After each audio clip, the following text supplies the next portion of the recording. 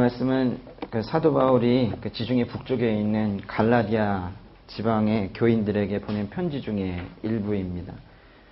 갈라디아 교회는 바울이 이 지역에 복음을 선포한 이후에 세워진 교회입니다. 그 갈라디아 교회가 세워지고 나서 바울이 그 교회를 떠나고 얼마 지나지 않아서 소식이 하나가 들렸어요. 그 교회에 어떤 이상한 사람들이 들어왔다는 거죠. 몸의 일부를 베어내는 할례 의식을 강조하는 그런 사람들이 들어와서 진짜 복음을 망치고 있다는 겁니다. 오직 예수라는 복음 아래 세워진 이 갈라디아 교회에 이 거짓 복음이 침투한 이 위기를 타개하기 위해서 이 갈라디아 지방 교인들에게 보낸 편지가 바로 갈라디아서인데요. 총 6장으로 되어 있습니다. 근데 그 중에서 오늘 그 5장의 첫 번째 절인 5장 1절을 보시는 거예요. 5장 1절 다시 보시면은 그리스도께서 우리를 해방시켜 주신 것은 자유를 누리게 하기 위함입니다. 이 번역은 이제 우리말 성경으로 의역을 많이 해서 아주 자연스럽게 표현된 것인데 원문은 아주 간단하게 되어 있습니다. 그리스도께서 우리를 자유로서 자유롭게 했다. 이렇게 하셨습니다. 자유가 뭔가요? 다 알고 있는 개념들이 있습니다. 뭔가에 얽매이지 않는 상태, 그런 것들이 자유죠. 오늘 말씀 다시 보시면 그리스도께서 우리를 해방시켜 주신 것은 자유를 누리게 하기 위함입니다 했습니다. 여기서 해방시켜 주신 것, 아마도 이것도 자유를 의미하는 말이겠죠. 예수 그리스도 우리의 구원자께서 우리에게 자유를 주셔서 마침내 우리에게 자유를 허락하셨다는 그런 말씀입니다. 여기에서는 그냥 두 글자로 자유 이렇게 했지만은 여기서의 자유라는 것은 죄와 율법으로부터의 자유를 말합니다. 죄와 율법, 이 두 가지의 특징은 공통점이 있어요. 이 죄와 율법은 모두 사람들이 좋아한다는 겁니다. 인간들은 모두 죄 친화적인 존재이고 또한 율법 친화적인 존재입니다. 죄인으로 태어나서 죄짓기를 즐겨하고 죄짓기를 따로 학습하지 않아도 죄를 짓습니다. 인간의 죄는 내가 마음만 잘 먹으면, 내가 제어만 잘하면 또는 다짐만 잘하면 떼어낼 수 있다 하는 착각을 하기도 하는데요. 인간의 죄는 그런 탁찰식이 절대로 되지 않습니다. 죄를 떼어내기 어려운 이유는 죄가 우리 몸에 마치 이런 단추처럼 오처럼 붙어 있는 것이 아니라 죄는 마치 멍처럼 배어있기 때문입니다. 어떤 사람이 집단 폭행을 당해서 온몸에 피멍이 들어있는 걸 생각을 해보세요. 마귀에게 당해서 온몸에 죄의 멍이 들어있는 사람의 모습이 또한 그런 겁니다. 그래서 죄를 떨어내기가 그렇게 힘든 거예요. 그 죄를 떨어내려면 어떻게 해야 합니까? 피멍이 없어지지 않죠. 그래서 죽어야 한다는 것이죠. 내가 내 육신을 이끌고 살면서도 우리는 내가 어떤 존재인지 정확하게 모르고 삽니다. 명확하게 아셔야 될 것은 우리는 아주 극한 죄인으로 처음부터 그렇게 태어났다라는 것을 아셔야 돼요. 죄에 얽매여서 자유가 없는 상태로 태어났다라는 거예요. 그러니까 태어나는 순간 자유를 가지고 있다가 중간에 누군가한테 빼앗긴 것이 아니라 죄에 얽매여서 처음부터 죄의 종으로 태어났다가 나중에 자유를 가지게 되는 사람도 있고 그렇지 않은 사람도 있는 거예요. 근데 안타까운 것은 끝내 숨을 거둘 때까지 그 자유를 한 번도 가지지 못하고 또 그 자유를 한 번도 누리지 못하고 세상을 떠는 사람들이 있다는 거예요. 있는 정도가 아니라 더 많다는 거예요. 죄로부터의 해방, 그 죄에서의 자유는 죄를 짓지 않음으로 얻게 되는 게 아닙니다. 이미 죄인이므로 죄를 짓지 않는다고 죄인이 아니며 죄인이므로 죄를 짓지 않을 수도 없습니다. 살면서 우리가 얼마나 많은 사람을 비방해 왔습니까? 자기의 허물은 보지 못하고 늘 다른 사람을 비난하며 삽니다. 점수 매기죠. 낙제도 시킵니다. 살면서 얼마나 음란한 짓을 많이 했습니까? 음란물을 보고 부정한 관계를 맺고 마음으로 얼마나 많은 사람을 간음했습니까? 또 살면서 얼마나 생명을 경시해 왔습니까? 얼마나 많은 사람이 자기 몸을 함부로 대하고 있고 얼마나 많은 태아가 중절되어 쓰레기통으로 들어가고 있습니까? 살면서 얼마나 부모님께 무관심하고 얼마나 자식을 함부로 대하고 있습니까? 살면서 얼마나 하나님을 욕되게 했습니까? 하나님을 두려워하지도 사랑하지도 않습니다. 예수님의 이름으로 기도드립니다 라고 해놓고는 예수님의 이름을 헌신장처럼 버리고 있는 세상입니다. 영원한 생명 주신 예수님보다, 우리의 믿음을 세워주시는 성령님보다, 우리를 지키시고 보호하시는 하나님보다도 세상은 더 좋아하는 게 있잖아요. 뭐예요? 돈 좋아하잖아요. 돈. 이게 우리의 현실입니다. 이 죄 가운데서 이렇게 퍼질러 앉아 있으면서 죄를 짓는다고 뭐 한 번 받은 구원이 사라집니까? 이렇게 당당하게 묻습니다. 그래요. 한 번 받은 구원은 사라지지 않는다고 다들 말합니다. 그러나 구원받은 적이 있냐는 거죠. 한 번 죽는 것은 사람에게 정해진 것이고 그 후에는 심판이 있다고 히브리서 9장 27절에 명확하게 기록되어 있습니다. 구원이라는 단어를 우습게 여기지 않으시길 바랍니다. 구원이라는 말이 가지는 이 무게감과 그 부피가 각자에게 어느 정도가 되는지 좀 생각해 보시길 바랍니다. 구원받은 자는 그 구원이라는 단어의 그 무게와 부피를 결코 작게 느끼지 않을 것입니다.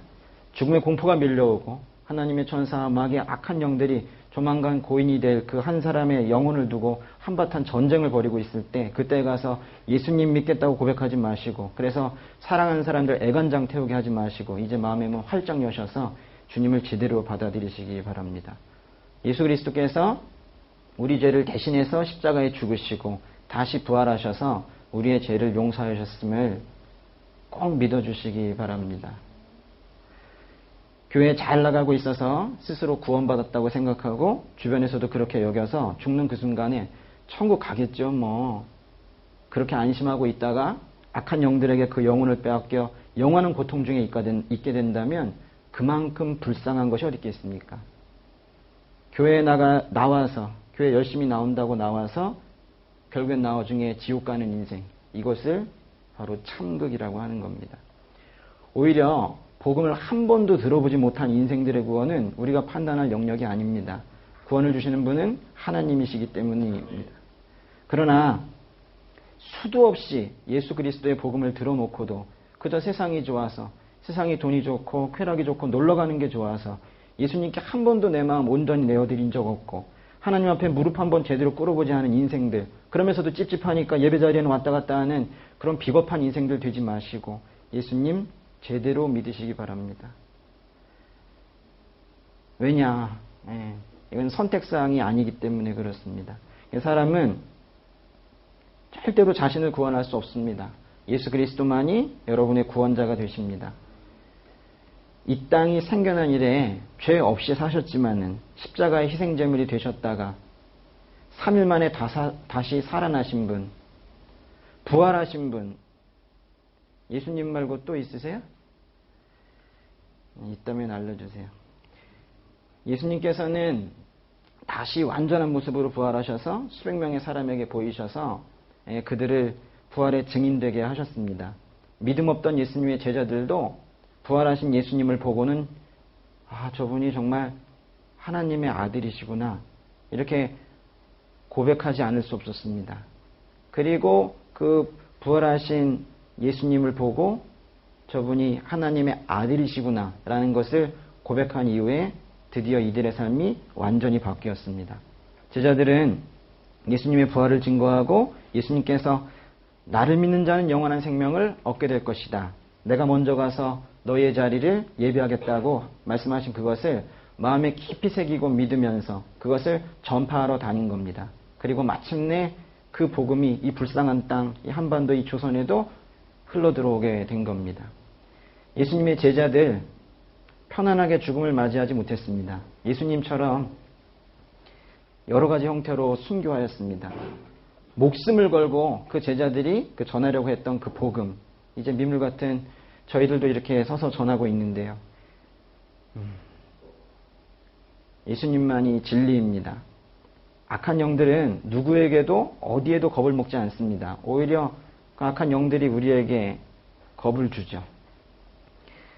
마귀들은 오직 예수님의 이름 앞에서 벌벌 떱니다. 예수님이 이 땅을 살아가는 유일한 길이고 구원의 방주 되심을 여러분이 꼭 믿으시기를 이렇게 제가 간절히 부탁합니다. 오늘 말씀에서 말하는 이 자유는 죄와 율법으로부터의 자유, 해방입니다. 여러분은 죄뿐만이 아니라 또 율법에서 자유로워지셔야 됩니다. 여기서 율법이라는 것은 율법뿐만이 아니라 율법적이라는 것도 모두 포함합니다. 바울은 갈라디아 교회 안에 들어온 율법주의를 경계하라고 한 것이지만 교회뿐만이 아니라 세상 모두가 다 율법주의에 빠져 있습니다.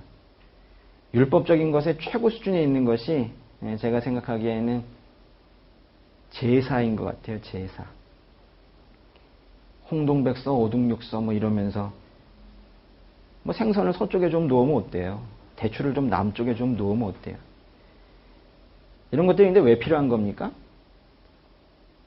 그 형식을 잘 지키면 복 받는 줄 알잖아요. 그것도 누가 복을 준다고 그래요? 조상신이 복을 준다고 하잖아요.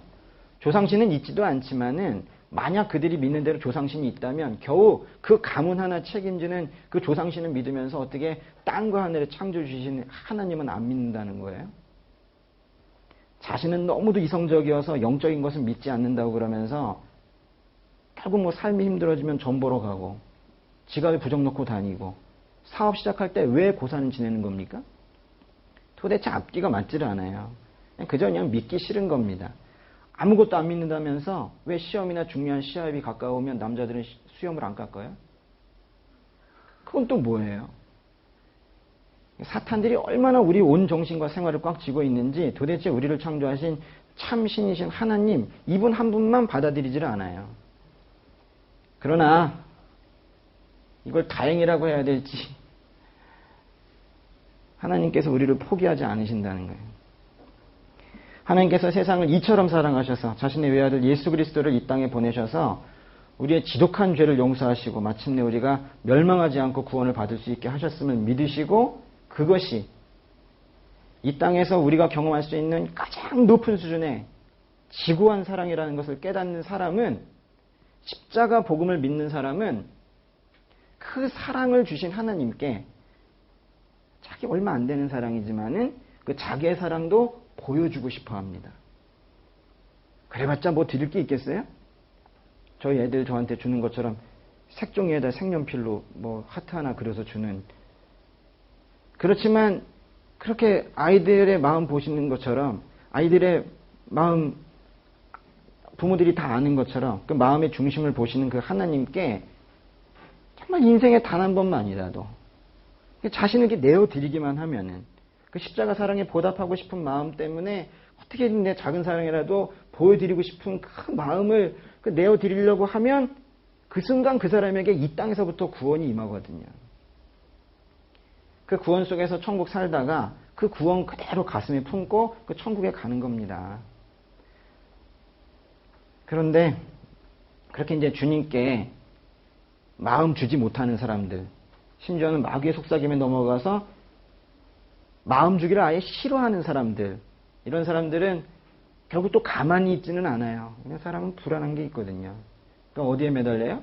형식에 매달리게 되는 거예요. 죄인으로 태어난 사람들이 죄 없으신 예수님을 멀리하려는 것이 본성인 것처럼 그렇게 예수님 멀리하려는 사람들은 그 대신 자신들의 행위로, 형식으로, 잘 짜여진 제사 순서로, 잘 짜여진 예배 순서로 그렇게 복받으려고 하고 구원받으려고 합니다. 이런 것을 율법적이다 이렇게 얘기를 하는 거예요. 오늘 주어진 말씀은 갈라디아서 5장 1절인데 그 전에 있는 4장까지가 다 이 얘기입니다. 지구촌의 많은 사람들은 장례나 제사를 지낼 때 향을 피웁니다. 왜 향을 피우죠? 제가 보기엔 그 의미를 알고 피우는 것 같지도 않아요.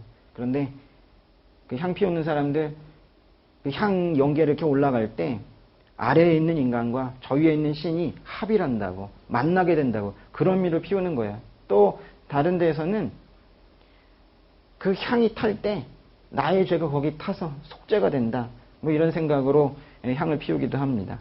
사람과 하나님을 연결시키는 유일한 분이 예수님이시고 우리를 속죄하실 수 있는 유일한 분도 예수님인데 그 진정한 구원자 예수님을 못 만나니까 그렇게 거짓된 것들, 허망한 것들에 기대고 사는 겁니다. 이번 동생 장례식 때 당연히 향은 피우지 않았지만은 그 대신 국화꽃을 통에 이제 담아두고 이제 그것을 단 앞에 이렇게 이제 놓으라고 했는데요. 젊은 사람이건 나이 많은 분들이건 전도사이건 상관없이 정말로 어려워하더라고요. 이게 단이 있잖아요. 이게 이제 단이 있고 이제 여기 영정 사진 있고, 여기 단을 이렇게 하나 놓고 여기다가 통 놓고 여기다 꽃을 이렇게 놨어요. 그러면 이거 뽑아가지고 여기다 갖다 놓으면 되거든요. 이걸 그렇게 어려워하더라고요. 그래가지고는 이걸 이제 뽑아가지고 이렇게 놓으면 되는데 굳이 이걸 갖다 여기다 끼우는 분들이 이렇게 어떤 사람들은 이제 굳이 여기다 갖다 놓은 다른 사람의 꽃을 여기 위에다 이렇게 갖다 놓고 제가 직접 목격하진 않았지만 듣기로는 이걸 뽑았어요. 물론 저도 예전에 이걸 여기다 어디 꽂아야 되나 뭐 이렇게 생각한 적도 있었어요. 어떤 분들은 아주 험악한 표정을 지으면서 고인에게는 꽃을 드리지 않는 거다 이러면서 아예 얼씬도 안 하는 분들도 있었고 그랬어요. 처음엔 제가 이렇게 하는 겁니다 이렇게 교정을 해주다가 그냥 자유롭게 놔뒀습니다.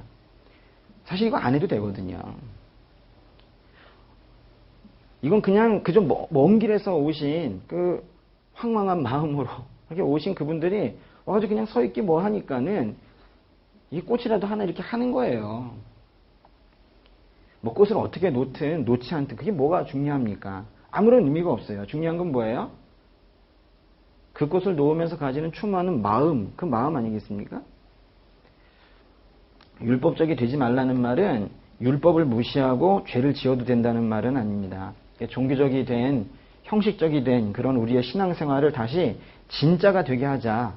그런 말씀인 거예요. 구약성경의 마지막 책인 말라기서에 보면 하나님께서 누가 성전문들을 닫아서 내 제단에 쓸데없이 불을 지피는 일이 없었으면 좋겠다고 말씀을 하십니다.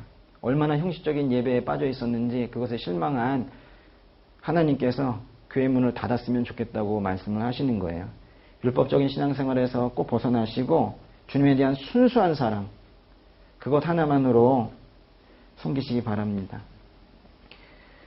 예수 그리스도의 십자가 복음을 믿을 때 그때만 오직 죄에서 벗어날 수가 있습니다. 하나님께서 십자가에서 보여주신 사랑이 얼마나 큰 것인지 그것이 감당 못할 큰 은혜이다 라는 걸 알게 되는 순간 이 율법적인 것들에서도 벗어날 수가 있게 됩니다. 그때 이제 주님과 형식에 얽매이지 않는 친정한 교제가 이렇게 이루어지면서 그런 주님과의 긴밀한 친밀한 달콤한 이런 교제가 이루어질 때 그 사람의 마음속에 또 이미 또 구원이 이루어진 겁니다. 구원이 입으로 시인해야 구원이다라는 것도 일종의 형식일지도 몰라요. 이 마음에 정말로 하나님께서 거하고 계시는지 그것이 중요하다는 거예요. 그리스도께서 우리를 죄와 율법으로부터 해방시키시려고 자유를 주셨습니다. 그리고 오늘 말씀은 계속 이렇게 말합니다. 그러므로 굳건히 서라. 그래서 이제 굳건히 선다는 말은 무슨 말일까요? 굳건히 선다는 말은 앉았다가 뭐 일어난다 이런 뜻이 아니라 이미 서 있는 상태인데요. 이 서 있는 상태에 완전히 서버린 그 상태를 유지하라는 거예요. 이 말은 이제 특히 바울이 성도들에게 보낸 편지들, 우리 흔히 뭐 바울 서신서라고 하는 거기에 많이 등장을 합니다. 오늘 말씀처럼 단순하게 굳게 서라 이렇게 표현되어 있는 것도 있고 믿음 안에 굳게 서라, 주 안에서 굳게 서라 이런 말들이 빌립보서, 데살로니가전서 이런 데 여러 군데 나옵니다. 그게 굳게 서라이든 믿음 안에서 굳게 서라이든 주 안에서 굳게 서라이든 모두 한 표대를 향한 동일한 표현입니다. 조금 모호하긴 하나 굳게 서 계십니까?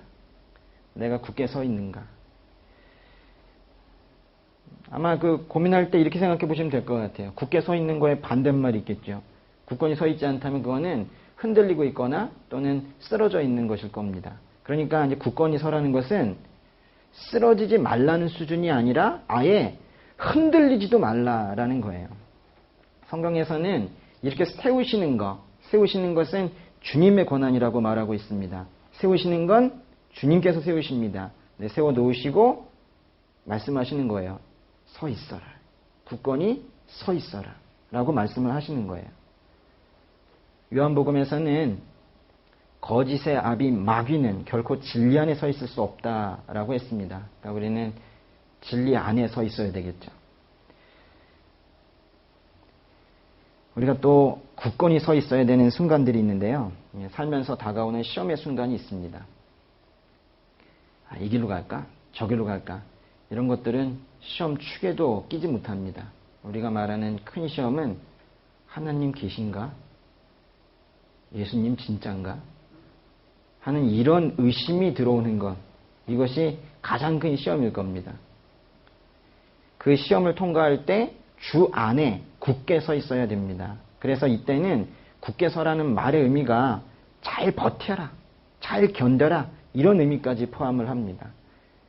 저는 며칠 전에 남동생의 육신에 숨이 끊어지는 것을 옆에서 지켜보면서 이제 응급실에서 바로 옆에 숨이 끊어지는 걸 보면서 숨이 끊어지는 그 순간에 저도 모르게 주님 하는 그런 탄식이 흘러나오는 걸 느꼈어요. 그래서 제가 입을 틀어 막았습니다. 그 죽음이, 동생의 죽음이 또 저에게 또 저의 가족들에게 얼마나 큰 고통이 될 것인지를 그 짧은 순간에도 다 알겠더라고요. 그리고 이미 그 순간적으로 큰 고통이 명치 부분을 하게 치는 것 같은 그런 느낌도 들었고, 그랬지만 저는 그 탄식을 내뱉지 않았습니다. 그리고 이렇게 고백했습니다. 나의 아버지, 저는 어떠한 상황에서도 아버지를 원망하지 않기로 작정합니다. 그 시간 그래 작정을 했습니다. 주님께서 우리를 구원하시기로 작정하시는 것처럼 저도 주님의 사랑을 의심하지 않기로 그 시간에 작정을 했습니다. 왜냐하면 주님은 항상 선하신 분임을 저는 굳게 믿고 있기 때문입니다. 주님은 결코 실수하지 않는 분이시라는 걸 이미 진리의 말씀과 수많은 경험을 통해서 알고 있기 때문입니다. 전 그래서 잠잠히 주님의 뜻을 기다리기로 했습니다. 사람들은 흔히 고통 중에 있는 자를 위로하기 위해서 주님의 뜻이 있으실 거야 라고 말하고 그 뜻이 무엇인지는 자기도 모르죠. 근데 사실 알아줄 수도 없죠. 제가 주님께서 절대적으로 선하신 분임을 굳게 믿고 주 안에 굳건히 서기로 작정을 하면서 그렇게 3일간의 장례와 어제 다녀온 첫 성묘까지의 기간을 지내자 주님께서 그 주님의 뜻을 아버지의 음성으로 따뜻하게 계속 들려주고 계십니다. 여러분, 어떠한 고난이 오더라도 시험이 오더라도 비록 내가 이해할 수 없는 그런 상황이 오더라도 주님께서는 우리를 항상 선하신 길로 인도하시는 신실하신 분이심을 믿고 믿음 안에서 그 예배 자리에서 그 찬양하는 자리에서 굳건히 서 계셨으면 합니다. 굳건히 서라는 당부와 함께 오늘 말씀은 또 우리에게 종의 멍에를 매지 말라고 당부합니다. 종의 멍에를 매지 말라. 여러분 멍에 아세요? 멍에? 저는 시골에 살아서 잘 아는데 맞아요. 소에 이렇게 소 말에 그죠? 이렇게 말 또는 소입니다. 보통 이렇게 생겼죠. 그렇죠? 네. 이 뒤에 말 같은 경우에는 여기다 이렇게 다는 경우 있고 소 같은 경우에는 여기에 이렇게 크게 이렇게 달기도 하고 그래요. 그래서 목에다 감고 이 뒤에다가 술에 끌게 하고 그렇죠. 요게 바로 멍에인데 이 멍에를 끼우면 멍에만 끼우는 경우는 없어요. 분명 여기 짐을 달거든요. 그러니까 멍에를 지고 있다라는 것은 분명히 그 뒤에 큰 짐이 있다라는 거죠. 주님께서는 수고하고 무거운 짐을 진 자들에게 주님께 오라고 말씀을 하시면서 저런 이상한 멍에 매지 말고 주님의 멍에, 예수님의 멍에를 지라고 말씀을 하십니다. 그러면서 예수님의 멍에는 매기가 쉽고 그 딸려있는 짐도 가볍다고 말씀을 하십니다. 그러니까 우리가 죄의 멍에를 지든 종의 멍에를 지든 아니면 예수님의 멍에를 지든 멍에는 분명히 진다는 거예요. 멍에가 없는 삶은 없다는 거죠. 예. 종의 멍에라는 것은 이제까지 이제 말씀을 드린 죄와 율법으로부터의 속박을 말합니다. 그러니까 이제 갈라디아서 5장 1절 말씀은 전체적으로 보면 이렇게 말할 수가 있습니다. 예수님께서 너희를 죄와 율법으로부터 해방시키셨으니 앞으로 다시는 흔들리지 말고 이전에 속박된 삶으로 돌아가지 말라. 말하자면 자유해지라는 것입니다. 교파가 중요한 게 아니고 어떤 건물에서 예배드리느냐가 중요한 게 아니고 그리스도께서 주신 참 자유를 누리며 사는 것이 진정 중요한 겁니다. 제가 볼 때 그런 주님 안에서의 자유를 누리며 사는 사람들이 있지만 많지는 않은 것 같아요. 예. 그러니까 이제 성경에서 계속 당부하는 거예요. 많다면 뭐 얘기했겠습니까? 근데 계속 당부하고 명령하고 그렇게 하는 거죠. 주 안에서의 자유를 마음껏 누리지 못하고 떠난 사람들 중에 제 남동생이 있다는 것이 생각이 나서 문득문득 마음이 찢어지는 경험을 하고 아직은 뭐 눈물도 계속 흘러내리고 그러지만은 그 장례를 치르는 가운데 주님께서 주셨던 은혜를 때이르게 좀 나눌까 합니다. 슬픔이 크지만 그보다 더 큰 주님에 대한 감사와 평강이 죄 속에 함께 있을 수 있다는 사실을 이해하시는 분들은 은혜로 들으시겠고, 그렇지 않다면 동생이 죽었는데 뭐 저렇게 신났나 이렇게 말할 수도 있습니다. 그래서 오늘 날 말씀은 계속 오면서도 나눌까 말까 고민이 꽤 되었었지만 전 이런 생각이 들수록 꼭 나눕니다. 예. 이유는 아실 겁니다. 예. 자식을 먼저 보낸 어머니와 그 남편을 먼저 보낸 재수 씨를 보면서 가슴이 너무 아프고, 실은 저와 저의 아내 그리고 여동생의 슬픔은 별로 돌볼 시간이 없어서 갑자기 이런 슬픔들이 뭉쳐서 나중에 오면 어떡하나 뭐 우려도 되는 그런 기간이었지만 기간입니다. 지금도. 근데 저희 가정을 너무나도 극률하게 불쌍하게 보시는 하나님의 사랑이 너무 크신 까닭에 제가 그간의 일들을 말씀드리지 않을 수가 없습니다. 6일 전 그러니까 월요일이었는데요. 새벽 기도를 갔습니다. 새벽 기도 자리에 앉으시면은 제일 먼저 하는 기도가 각자 있으실 거예요. 한번 생각해 보세요. 그게 진짜 기도예요. 새벽 기도 자리에 앉으면 제일 먼저 뭐 기도하세요?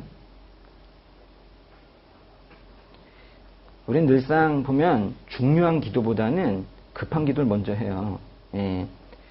월요일도 이제 월요일 그 기도 자리에 앉았는데 남동생의 구원을 위한 기도가 가장 먼저 입에서 나왔습니다. 주님, 동생 예수님 믿고 구원받게 해주세요. 이러면서요. 그리고 이제 그날 갑자기 치르게 된 학교 시험이 있었어요. 몰랐습니다. 근데 오후에 이제 그래서 학원 강의를 조금 일찍 끝내고 학교를 갔습니다. 그리고 집에 들어와서 이제 다른 때처럼 잠이 들었습니다. 그러다가 그 다음날 이제 새벽이 되었죠. 이제 새벽에 4시에 일어나게 됐습니다. 전 4시에 일어나는 사람은 아니에요. 근데 4시에 일어나게 되었어요. 믿는 분들만 이해할 수 있는 실제적인 표현으로 말씀을 드리면 주님께서 흔들어서 깨우셨습니다. 그래서 이제 4시부터 기도를 하기 시작을 했어요. 기도 중에 계속 남동생 기도를 하게 하셨습니다. 저는 그러면서 그 고려대 근처에 동생 살고 있는 집 쪽으로 운전을 해가고 있는 그런 상상을 하고 있었습니다. 그리고 동생을 옆으로 뉘어놓고 기도를 하는 상상을 했습니다. 그게 상상이었는지 주님께서 보여주신 환상이었는지는 잘 모르겠습니다. 제가 기도를 해준다고 하면 그 동생이 과연 누워있을까? 뭐 이런 의문도 생겼습니다. 그리고 그 상상 속에서 제 기도가 중간에 바뀌어가지고 방언 기도를 하고 있는 겁니다. 그러면서 이 방언 기도를 실제로 동생 앞에서 하게 되면 동생이 참 이상하다고 하겠지? 이런 생각도 하고 그랬습니다. 그렇게 약 1시간 정도 기도인지 상상인지 묵상인지를 하면서 그렇게 시간이 지났는데요. 갑자기 전날 보았던 성경 시험에서 같은 문제가 2문제였던 게 기억이 났어요. 시험 볼 때에도 왜 이런 실수가 있을까 뭐 이런 생각이 들었는데, 왜냐면 신약 성경 문제가 뭐 44문제밖에 안 되는데 거기서 2문제 같다는 게 너무 이상하잖아요. 그래서 새벽에 갑자기 그게 생각이 난 거예요. 5시에. 그래서 그게 갈라디아서 말씀이었는지 로마서 말씀이었는지 확인해 보고 싶은 거예요. 제 전화기는 꺼져 있어서 거실에 있는 아내의 전화기로 성경 구절을 이제 검색해 보려고 나갔는데요. 아내의 전화기를 드니까 거기에 한 4분 전에 와 있는 재수 씨의 메시지가 있는 거예요. 그게 그 바로 직전에 그렇게 보냈다라는 거는 그때는 몰랐고 나중에 보니까 그렇더라고요. 그걸 보자마자 전화를 했고 동생이 있다는 고려대 병원 응급실로 찾아갔습니다. 동생은 응급실 중에서도 그 중증 환자 응급실에 따로 있어서 아무도 들어가지를 못하게 했는데요.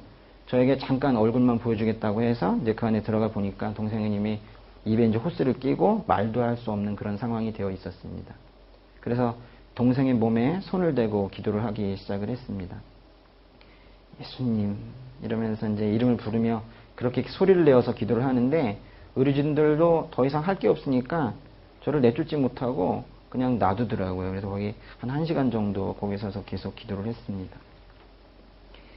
동생이 이제 부풀어 오른 다리랑 피고름 맺힌 곳에 이제 손을 대고 기도를 하고, 동생의 몸에 왜 그런 짓을 했는지 모르겠는데 그 몸에 계속 십자가를 계속 그으면서, 몸에 십자가를 수십 개를 박으면서 그렇게 기도를 했습니다. 그래도 뭔가 풀리지 않는 제 속에 이 답답한 마음이 계속 들기 시작을 했습니다. 그래서 그때 무엇을 기도해야 할지 모르지만 오직 성령께서 친히 말로 할 수 없는 탄식으로 우리를 위해 간구하신다라는 그 말씀이 생각이 났어요. 그래서 성령의 도우심으로 내가 기도해야 되겠다 해서 그때부터 방언 기도를 하기 시작을 했습니다. 그 모든 상황이 제가 그 1시간 전부터 머릿속에 그리고 있었던 그것이 현실이 되었다라는 것을 그 자리에서는 생각을 못했었어요. 워낙에 황망했기 때문에요. 그런데 나중에 보니까 그렇더라고요. 그 자리에서 정말 전심을 다해 기도를 했습니다. 예수 보혈 기도, 방언 기도를 번갈아 하고 동생의 이름을 부르면서 계속 복음을 전했습니다. 장례식에 오셨던 어떤 분이 제가 이 얘기 중에 아주 일부를 해드렸더니, 임종의 자리에, 마지막 가는 자리에 믿는 자가 기도로 함께 하고 있다는 것이 우리가 감히 상상도 할 수 없는 큰 의미를 가지고 있다라고 말씀을 하신 게 기억이 납니다. 그건 아마도 그 자리가 한 영혼을 두고 가장 치열한 영적 전쟁이 일어나는 곳이라는 의미일 것이고, 그 자리에서 믿는 자가 예수의 이름으로 악한 영을 대적하는 기도가 얼마나 큰 의미가 있는지를 아마도 말하는 것일 겁니다. 동생에게는 제가 이제 예수님을 알게 된 이후로 줄곧 복음을 전했었습니다. 찬송가도 같이 듣고, 설과 추석 때에는 제가 장남이다 보니까 억지로 강제로 어쩔 수 없이 예배를 같이 드리면서 계속해서 이제 복음을 전했지만, 들려오는 대답은 나중에 이러면서 답답한 시간이 계속 흘러갔고, 저는 가슴이 너무나도 아팠었습니다. 그러다가 하루는 너무 화가 났어요. 가족들이 대화하는 카톡 채팅방이 있거든요. 어머니도 계시고 하는. 저와 아내가 이제 번갈아 가면서 거기에 계속 뭐 말씀 올리고 간증 올리고, 그리고 이 온리교회 설교도 매주 올립니다. 그러면은 뭐 잘 봤어라든가 옷은 별로네 뭐 이런 말도 괜찮은데 아무런 대꾸가 없는 거예요. 차라리 올리지 마라 뭐 이렇게 얘기하든가, 그렇죠? 아무런 대꾸가 없는 거예요. 그래서 제가 예전에 설교 중에 오랜만에 화를 낸 적이 있다는 얘기한 적이 있었는데 기억나요? 그때 동생에게 화를 낸 겁니다. 그 재미로 올리는 거 아니라고, 너 구원받게 하고 싶은 거라고, 나 위한 거 아무것도 없다고, 이 땅에서 인간답게 살고 죽어서는 꼭 천국 가라고 그러는 거라고. 제가 그때 생각이 좀 나서 그래요. 근데 그때 제가 그렇게 화를 냈더니 동생이 막 울더라고요. 그때 가슴이 너무 아팠습니다. 그래서 이러다가 나 때문에 예수님 못 믿겠다 이런 생각이 드는 거예요. 그래가지고 제가 한 달 전에는 가족 채팅방에 뭐 이렇게 썼습니다. 왜냐면 설교는 눌러야 보잖아요. 근데 이 글을 짤막짤막하게 이렇게 써서 올리면은 뭔가 하다가 읽으면서라도 영접을 할 거 아닙니까? 그래서 제가 그때 이제 올렸던 글이 있어요. 한번 읽어드릴게요.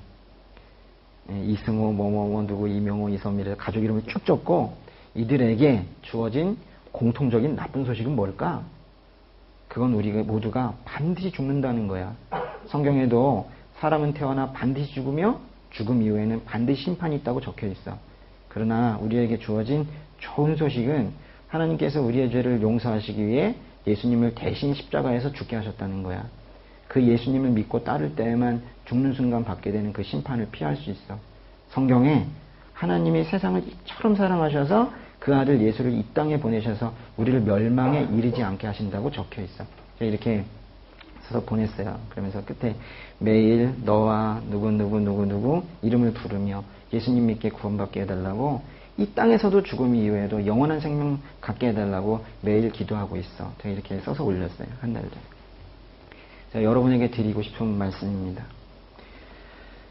하나님께서 그 응급실에 저를 보내셔서 동생의 마지막 모습을 보게 하시고 기도하게 하신 것이, 그건 분명히 뭐 동생을 위한 것이었겠지만은 저와 동생의 아내인 재수 씨를 위한 것이기도 했다는 것을 저는 알고 있습니다.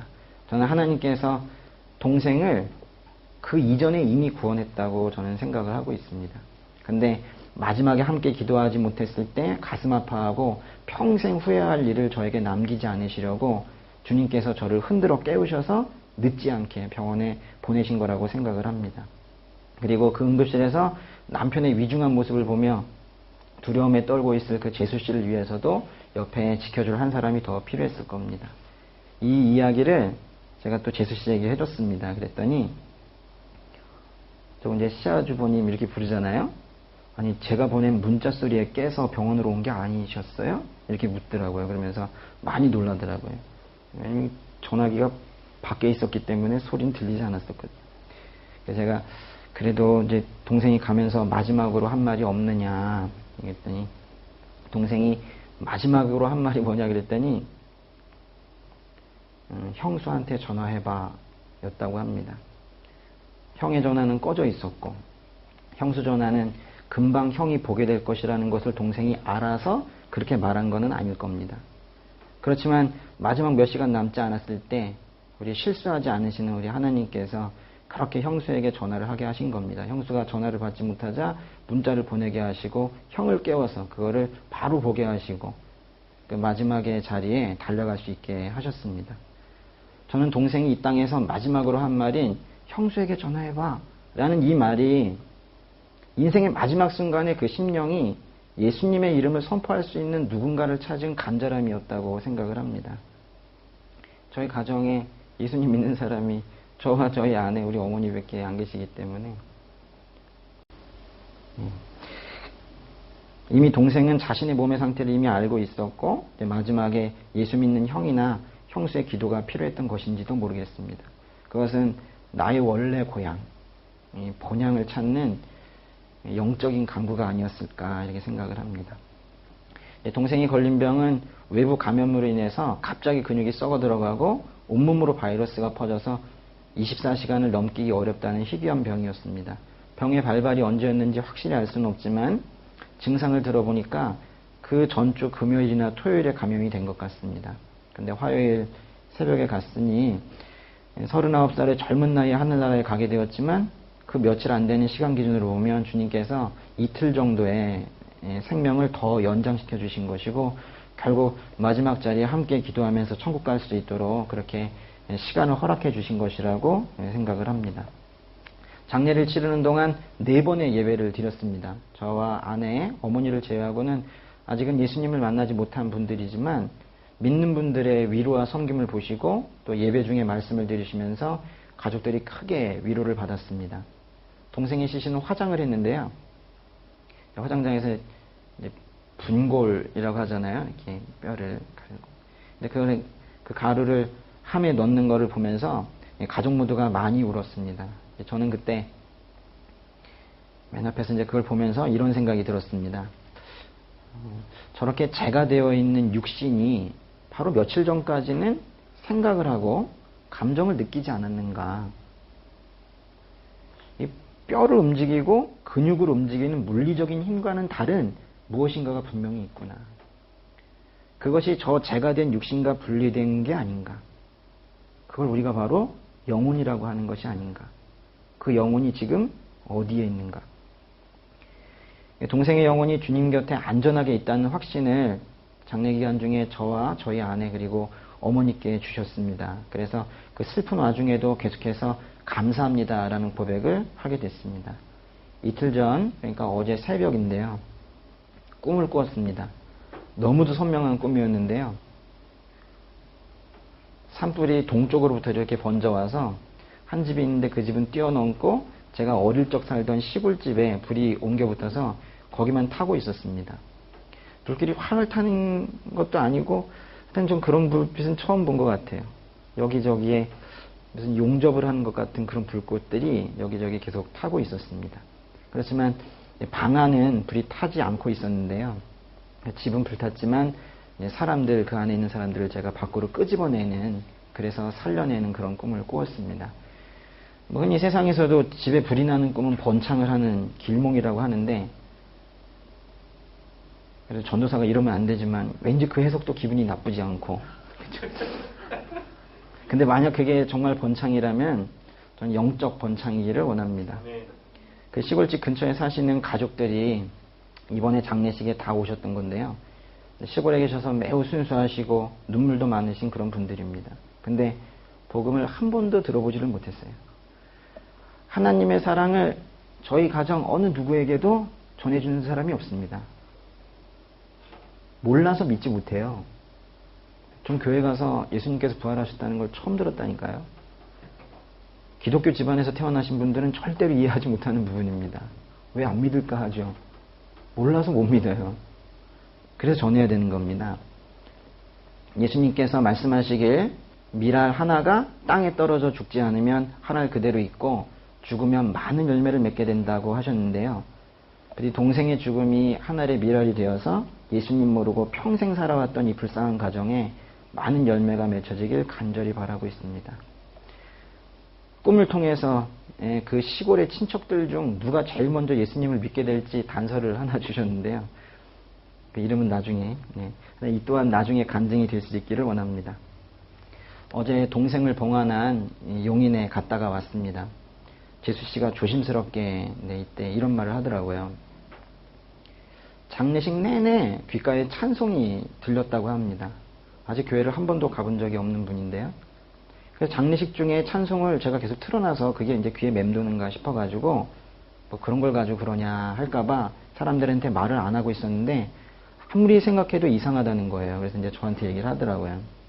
왜냐하면 실내에 있을 때뿐만이 아니라 차를 타도 들리고 이동 중에도 들리고 차문을 열어도 바람 속에 들리고 그냥 머릿속에 그냥 맴도는 게 아니라 어디선가 실제로 들리는 것 같아서 저쪽인가 해서 보면 아니고 저 멀리에서 들려오는 것 같기도 하고 그러면서 찬송이 계속 들렸답니다. 장례식 다 끝나고 나서 그 소리가 사라졌대요. 주님께서 남편을 먼저 보낸 미망인의 슬픔을 달래기 위해서 주의 천사들을 보내서 귓가에 계속 찬송을 주신 것 같습니다. 주님께서 이 불쌍한 가정을 통째로 주님 안에 품기로 작정하셨다고 생각합니다. 자식을 가슴에 묻은 저희 어머니랑 또 남편을 먼저 보낸 재수씨, 또 나는 누구를 아빠라고 불러야 하냐고 물어보는 8살짜리 딸과 그 형, 동생 재수씨의 부모님과 형제들, 그리고 시골에 계신 모든 가족들을 위해서, 저희 가족을 위해서 기도해 주셨으면 합니다. 그리고 지금 곁에 계시는 분들을 이제 당부드리는 거예요. 지극한 정성으로 섬기시고 충분히 사랑해 주세요. 어제 첫 성묘에서 이제 드린 예배에서 저희 가족은 요한일서 4장에 사랑하는 여러분 우리가 서로 사랑합시다 라는 말씀을 나누었습니다. 여러분이 가족과 이웃을 사랑을 해서 여러분의 사랑에 그들이 감동이 되고 그래서 그들이 하나님의 품 안에 다시 돌아오고 그들이 모두 구원받아서 영생을 얻게 되기를 바랍니다. 저에게 궁금증을 일으켜서 자리에게 일어나게 한 동생에게 갈 수 있도록 그 구절이 갈라디아서인가 로마서인가 궁금하게 한 말씀이 오늘 갈라디아서 5장 1절 말씀입니다.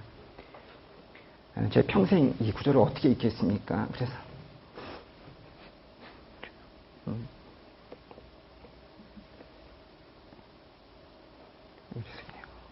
여러분이 그래서 하나님으로부터 받은 그 충만한 사랑을 가족들에게 흘려보내셔서 그들이 이 땅에서도 종의 멍에 죄의 멍에서 벗어나서 몸과 마음이 모두 건강하고 마침내 영혼의 자유함을 느끼며 그렇게 살 수 있도록 해야 합니다.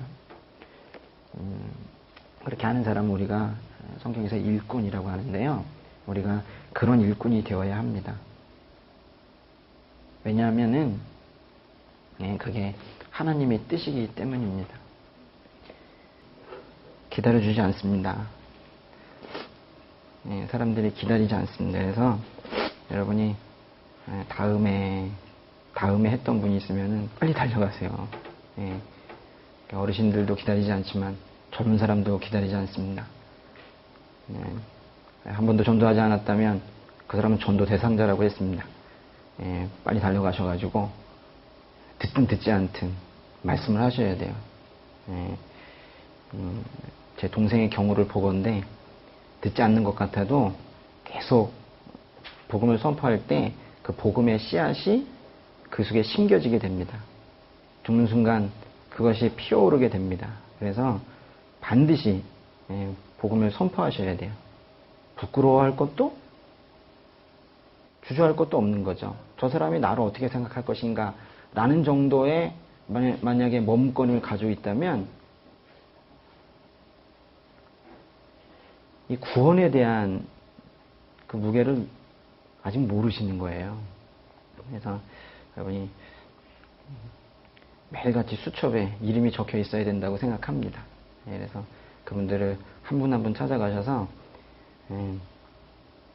이 땅에서부터 구원받아서 천국의 삶을 살 수 있도록 여러분이 여기에 지금 와 계시는 이분들이 오늘 이 시간에 크게 마음 먹으시고 정말로 주의 일꾼이 되어서 그렇게 세상으로 파송이 되셨으면 좋겠습니다.